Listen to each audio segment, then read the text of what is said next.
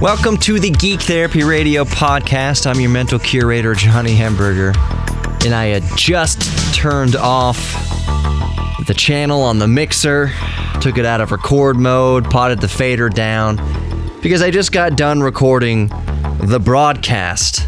And then I forgot, oh yeah, it's Friday. I also need to record a podcast. So that's what this is. Welcome to the podcast, the Geek Therapy Radio podcast. And I thought today we would try something kind of fun.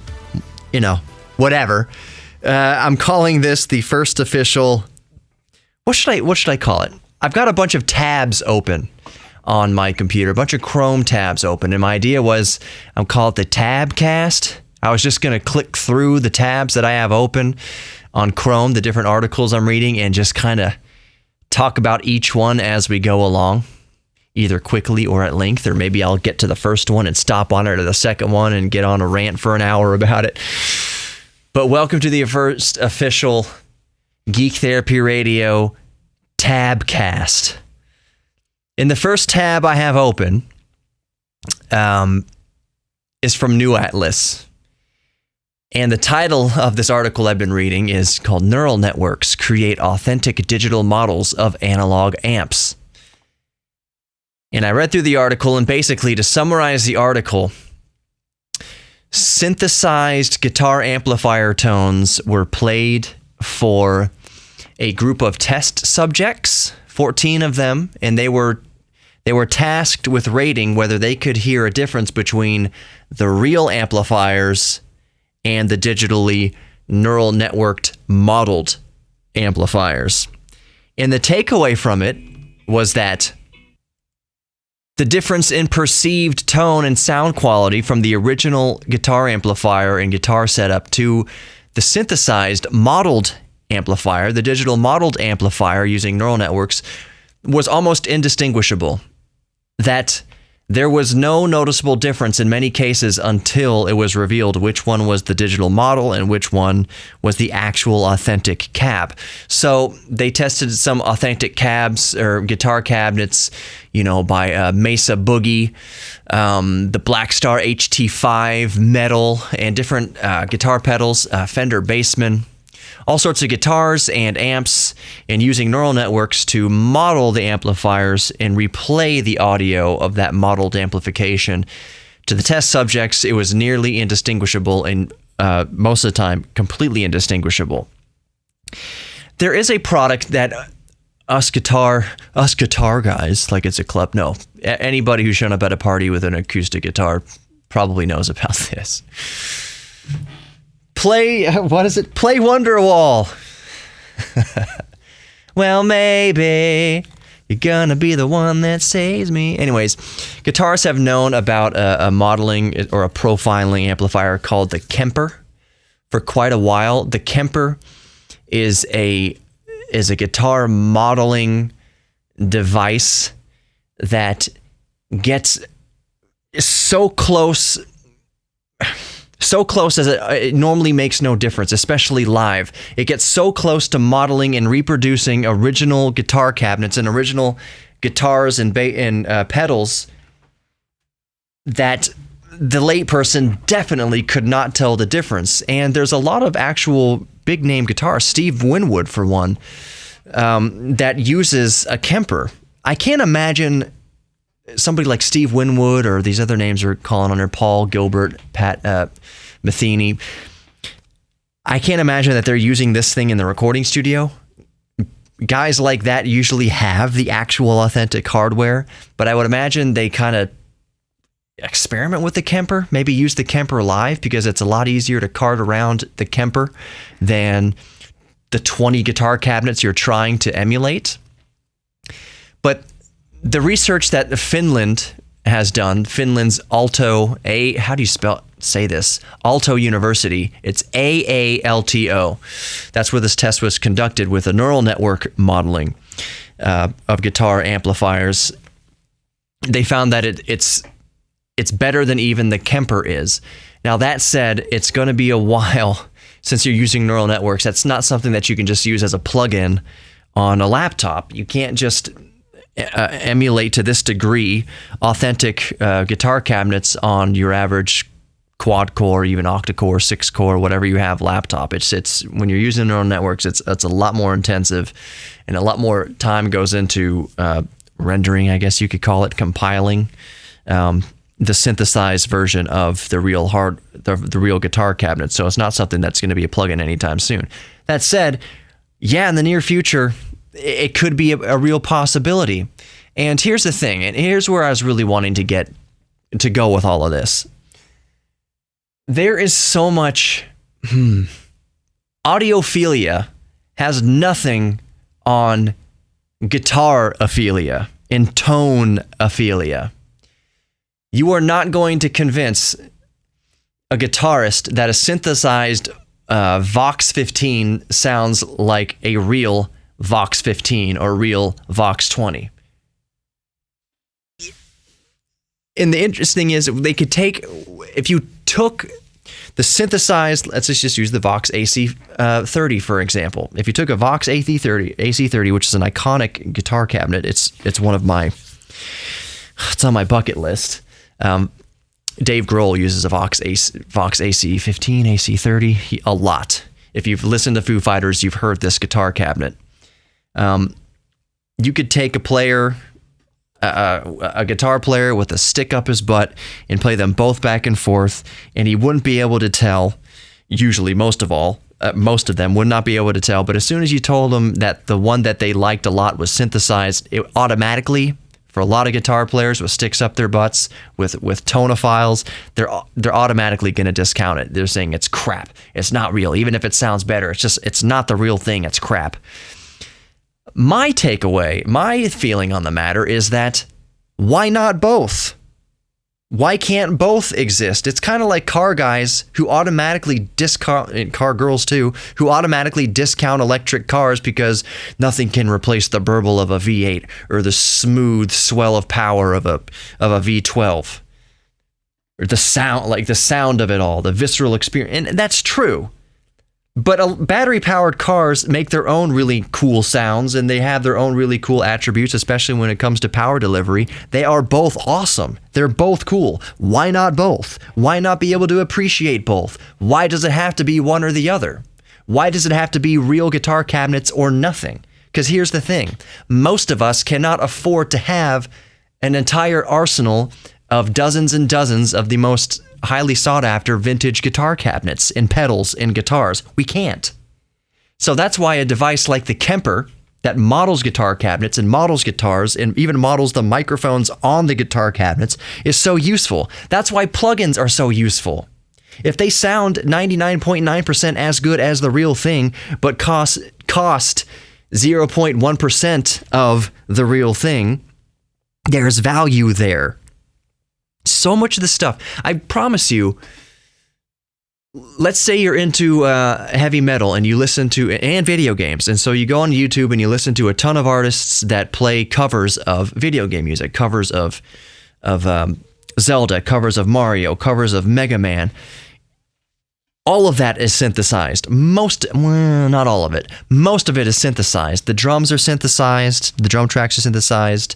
The guitar cabinets, they're playing actual guitars, yes. But most of the time, it's going through a direct box that's going clean into their computer, and then they add the distortion and all the effects later in the software. How does that sound to you? Do you headbang in your car to that stuff? Does it move you the same as Metallica does, or the same as Rammstein or anything like that? Would it absolutely make you stop listening to somebody like Family Jewels or Cole Roland when you find out, oh, they're using plugins? That's not a real guitar amplifier for this recording? Of course, those guys, they do have real gear as well, but I'm just saying, a lot of it is synthesized. Is it going to make you hate them or stop listening to them because they're using synthesized guitar tones? My vote is no. You're still going to bang your... At the end of the day, you just get your, oh yeah, headbanging, and that's the takeaway from it. You're really going to, once you realize it's synthesized, the tone is synthesized. Guitar tone is all, it's synthesized and manipulated even in the analog world. Tubes, you're using tubes to to synthesize different things and to model different things and to tweak the sound a different way. All it comes down to is tweaking sound.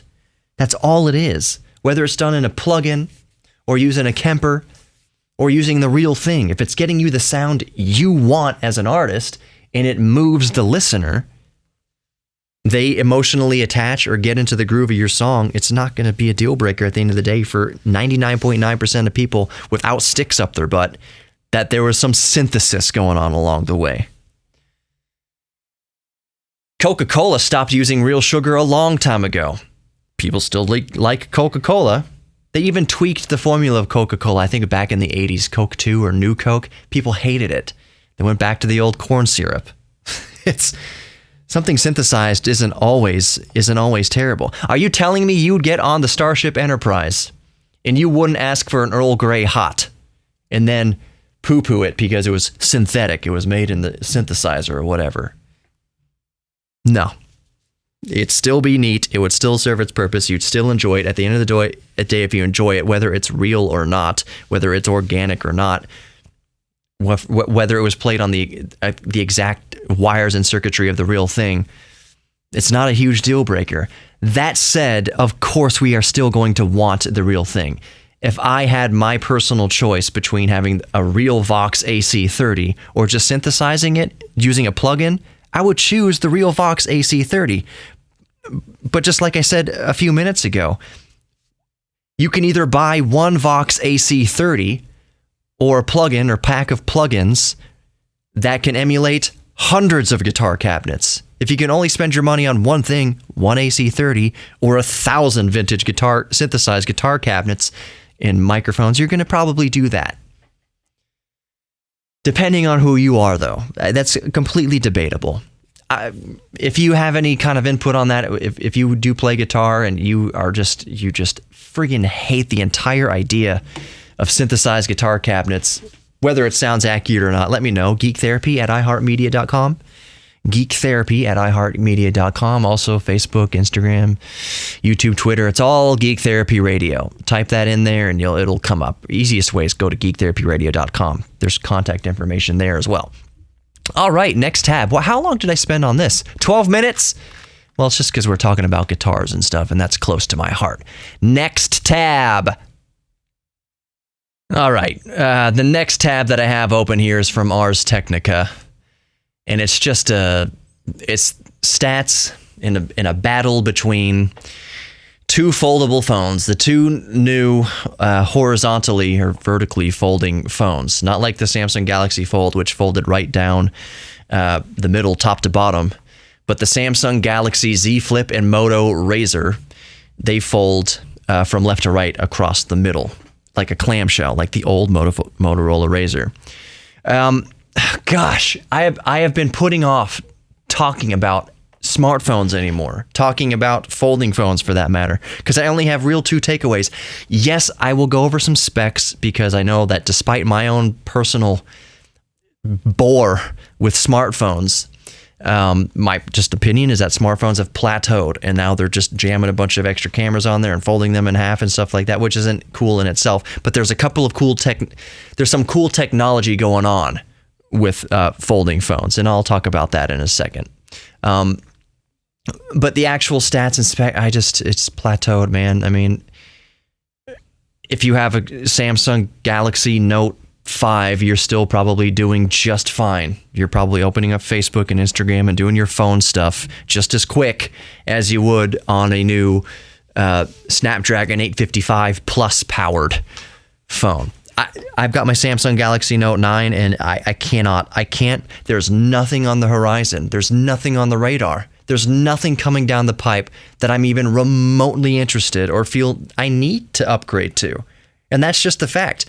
I want and arguably need to upgrade to a 16-core AMD 3950X. I can use that. That excites me because the most cores I have right now is quad core. I have a Core i7. That's the fastest, most cores that I have. So it's going to be a major leap to go from 4 cores to 16 cores. And yes, even 16 cores is overkill. But I'm still saying I'm more excited about that, more excited about upgrading my computer from state-of-the-art 2014 to state-of-the-art 2020 than I am from upgrading my 2018 or whatever, 2019 Samsung Galaxy Note 9 to a 2020 folding Galaxy Z Flip or Moto Razr. And here's a big reason why. One is that the hardware isn't day-to-day task opening, like I said, opening up Facebook, opening up Instagram, making telephone calls and texting.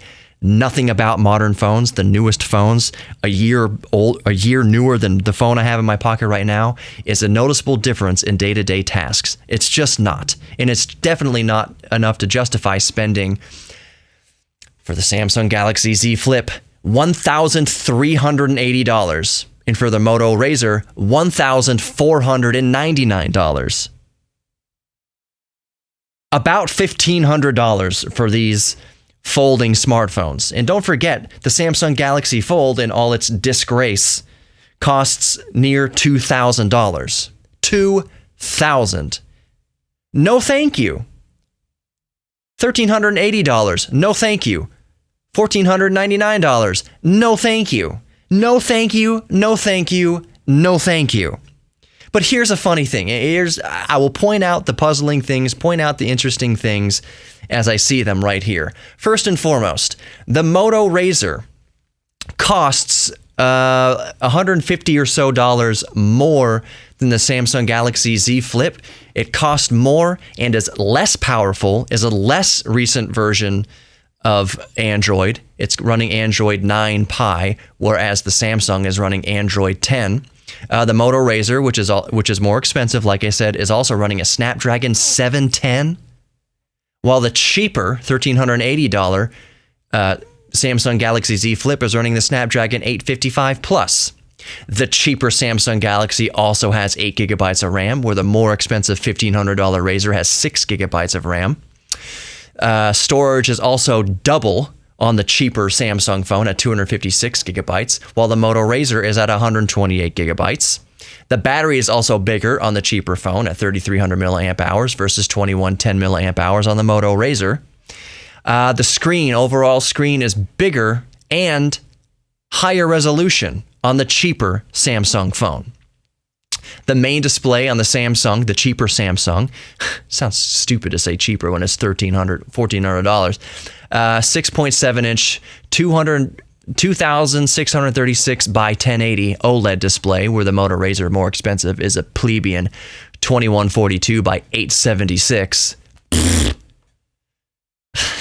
The cover display on the Samsung Galaxy Flip is smaller. It's 1.1 inch, 300 by 112 OLED. That's actually pretty shocking. That's pretty Game Boy right there.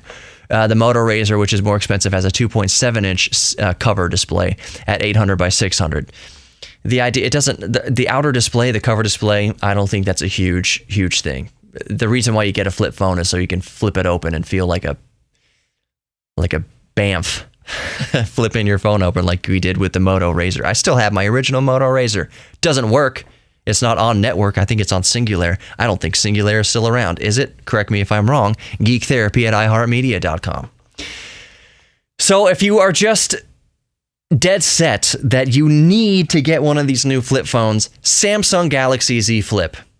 That's my official I don't care recommendation. So don't come complaining to me if you buy the Samsung Galaxy Z Flip because I recommended it, because I don't care what you get. I don't care. I care so little about this, about new phones. Even the Samsung, what's the freaking newest one? S20 Max or whatever that heck it is. Don't care. It's funny how fired up I get that I don't care about smartphones. It's if you haven't upgraded your phone in years, sure, go get the brand new state-of-the-art latest smartphone, flagship smartphone. By all means do that. If it's worth a year-to-year upgrade, if you bought your smartphone in 2019 and now you want a new smartphone in 2020, is it worth it? Heck no. Absolutely not. It is a foolish expenditure of money, especially if you're tight on money. Do not buy a new year or newer phone if you're struggling to put food on your table or feed yourself. If it comes between buying a new smartphone or paying rent, pay your rent. Holy crap, this is getting me on a rabbit trail here. Are you ready? Grabbing the microphone here because this is a doozy whopper that this has triggered me on. Oh gosh, before I get onto the rabbit trail, I'll just say the coolest thing about folding phones technology is folding screens. Not necessarily the implementation, the arguably faulty implementation of folding screens, or the struggle to implement folding screens, but just the fact that just the fact that high definition screens can fold in half. That's cool. There is so much more world of opportunity there for folding screen technology. The fact that they are being tested in smartphones is kind of a durability thing. I think that's a good kind of proving ground. It's not enough to make me want one right out the gate. But the fact that we have folding displays and folding glass now, that part's really cool. How are they going to implement that in auto manufacturing? How are they going to implement that in like gaming mice? How are they going to implement that on coffee mugs? I don't know. I'm spitballing out of my mouth butt here. But the folding screen technology is cool. Folding phones, don't care. Don't care enough to drop $1,500, $1,400 just to say that I have one. I'm good. So back to what I was saying. If it comes down to spending your mortgage or your rent on a folding phone, don't do that. And here's the rabbit trail it's bringing me down. Back in the day, which was a Tuesday, I used to work at Sherwin-Williams, the paint store, the paint company.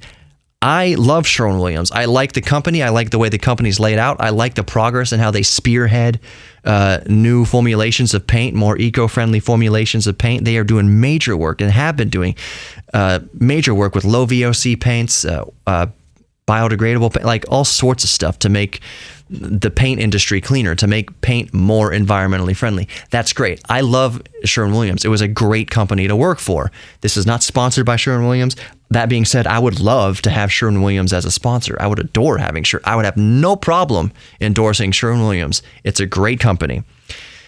When I worked there, I had an employee who shall remain nameless, partly because I don't remember his name, which is probably a good thing for his own safety, for his own ego, I guess you could say. But we were unloading the truck every, what was it, Monday or Wednesday or both or Thursday, whatever it was. We get the 18-wheeler that would bring in the new supplies. So all the pallets of 5-gallon paint buckets, 1-gallon, quarter gallons, all the industrial marine paint, all that stuff, the whole pallet, all the inventory. Anybody who's worked in retail knows what unloading the truck means. So we were unloading the truck one day, putting everything up in its pallets, running the forklift around. I loved working with the forklift. I love working in the back anyways. So we were doing that and just talking. It's just usually two of us back there, at least one at a time, but usually two of us out there unloading the truck. Talking, he's trying to give me financial advice while asking me for advice as well.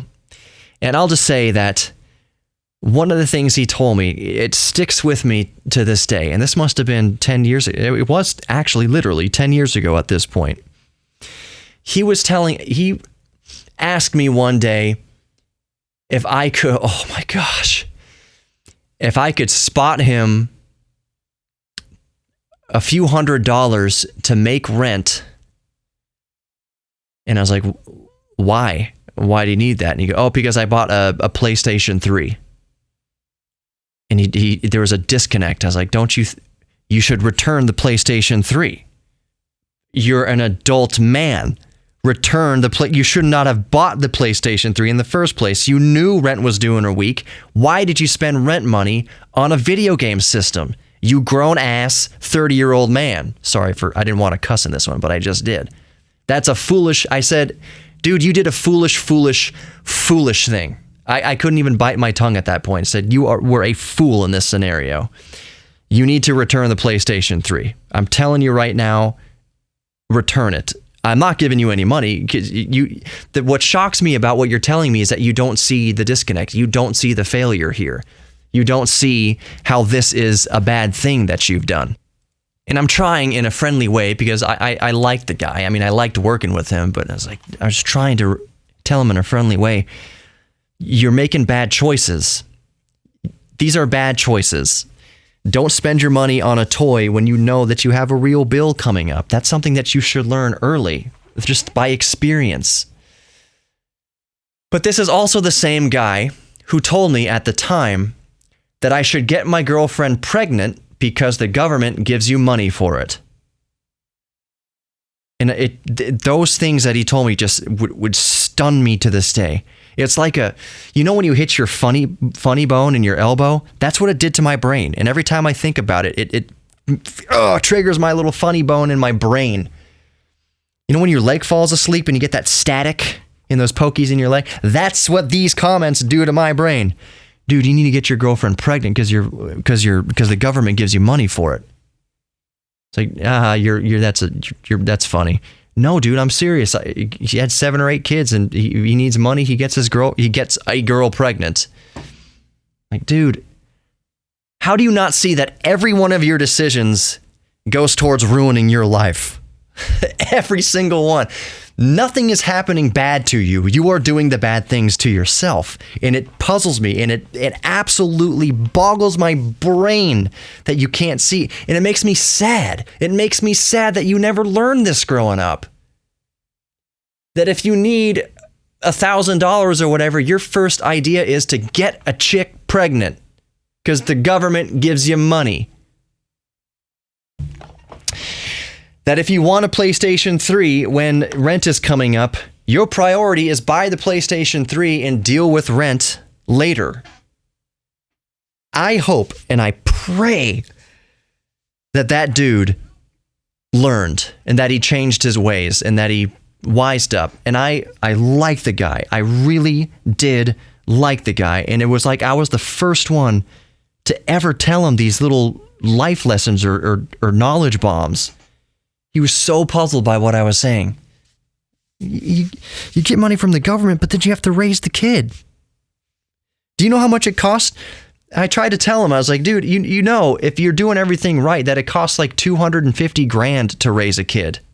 Like from birth to 18 years old, it's going to take like $250,000 per child. Something like that. Don't quote me on the exact figures, but it's astronomical. It's 6 figures to raise a child. Not all at once. It's not like your bill comes in right when it's born. But it costs money to raise a child. And I would feel bad for the child whose baby formula comes second to Madden 2020. Golly, Miss Molly. What are the next tabs? Okay, so yeah, that were the 2 flip phones. What's the next one? I don't think I have any time. The star Beetlejuice isn't dimming evenly. That's interesting. I'm not getting into that right now. New trailer for Stranger Things Season 4. I will definitely include a link to that in the podcast description. I'm going to save it. This podcast is too long and I need to wrap up other things. So yeah, I'll include the links to these here. Sony says it cannot offer the PlayStation 5 for less than $450. That means when the PlayStation 5 comes out, it will be no less than, according to Sony, no less than $450. That's interesting. Half-Life Alyx has an official release date, March 23rd. That's the VR version of Half-Life Alyx, ALYX, March 23rd in Steam VR for your Oculus and various Rifts and VR headsets. Cool. I'm wrapping up there. I gotta go. I gotta do more things. You're all worthy of love. Thank you very much. This is not an afterthought. Thank you for listening to Geek Therapy Radio Podcast. You are worthy of love. You're worthy of your own self-respect. Lean into your geek thing. Please lean into your geek thing. But most of all, like I said, just know you are worthy. You're worthy of love. You are. Oh, gosh. I guess I'll just see you on Monday when I release the podcast of the broadcast. We talk about music production. If you're into any sort of audio production, if you work with audio at all, maybe you're a Twitch streamer, maybe you make YouTube videos, do anything with audio, check out the next episode that I upload. It's all about audio production and breaking down Phineas, who who is Billie Eilish's brother and producer, breaking down his method and how they made that entire album in their parents' home, in their childhood bedroom. It's fascinating. Until then, have a great weekend if you're listening to this right when it comes out, and I'll talk to you on Monday. Cheers!